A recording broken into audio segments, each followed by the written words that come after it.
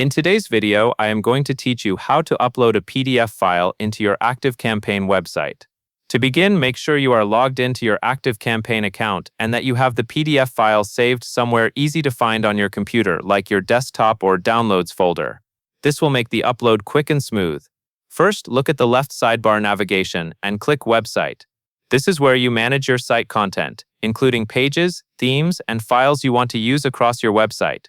Next, select Pages. From here, you will go into your site-wide settings. Click Site Settings to open the main configuration area for your website.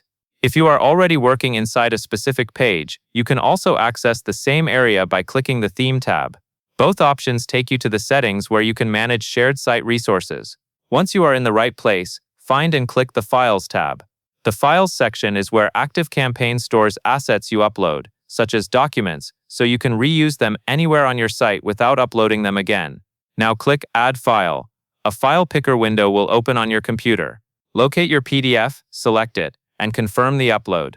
Give it a moment to finish uploading, especially if the file is large. It helps to keep your PDF file name clear and easy to recognize, so you can find it later in the list. After the upload completes, hover your mouse over the PDF in the file list.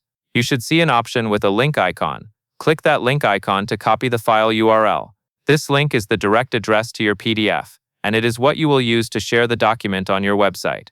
Finally, paste the copied URL into any button or hyperlink on your site.